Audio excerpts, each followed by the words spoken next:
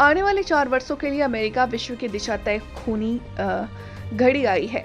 मंगलवार को प्रातः अमेरिका में नए राष्ट्रपति को चुनने के लिए मतदान शुरू होगा और देर रात तक शायद तय हो जाएगा कि वहां का अगला पथ प्रदर्शक कौन होगा।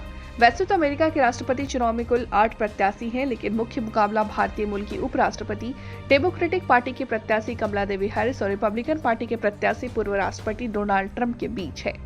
मतदान से पहले कुछ घंटों तक दोनों मतदाताओं को अपने अपने पक्ष में करने की भरसक कोशिश करते दिखाई दिए। ट्रंप ने आगाह किया है कि हैरिस जीती तो तीसरे विश्व युद्ध का खतरा है जिसमें दुनिया नष्ट हो जाएगी। कमला हैरिस जीती है तो वो भारतीय मूल के लोगों के लिए गर्व का बड़ा विषय होने के साथ ही इतिहास बदलने वाला जनादेश होगा। करीब 235 वर्षों राष्ट्रपति चुनाव के इतिहास में पहला मौका होगा जब कोई महिला अमेरिका की राष्ट्रपति बनेगी।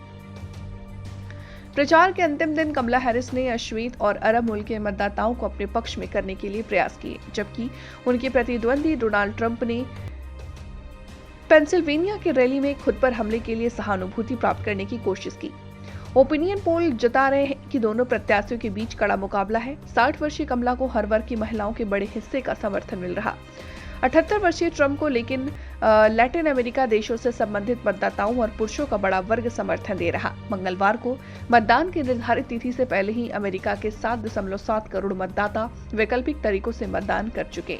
डिट्रॉइट के ग्रेटर इमैनुअल इंस्टीट्यूशनल चर्च में हैरिस ने कहा कि हमारी आने वाली पीढ़ियों के भविष्य तो तय करने के दिन आ गए। हमें देश के भविष्य को ध्यान में रखकर निर्णय लेना है। हमें अपने समुदाय के कल्याण लोकतंत्र के लिए निर्णय लेना है।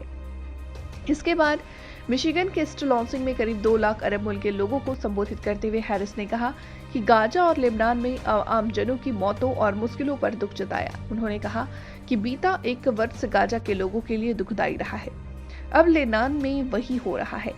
वहां उन्होंने उपराष्ट्रपति के तौर पर गाजा में बर्बादी को रोकने का हर संभव प्रयास किया और आगे भी ये कोशिश जारी रहेगी, जबकि ट्रंप ने अंतिम दौर में 3 जनसभाओं को संबोधित किया।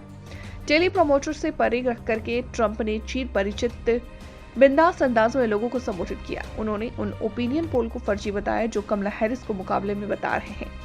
पूर्व राष्ट्रपति ने हैरिस को अक्षम, कमजोर और असंतुलित करार दिया। कहा कि डेमोक्रेट प्रत्याशी के जीतने पर दुनिया तीसरे विश्व युद्ध के करीब पहुंचेगी, जबकि उनके जीतने पर अमेरिका का पुराना गौरव और समृद्धि वापस आएगा।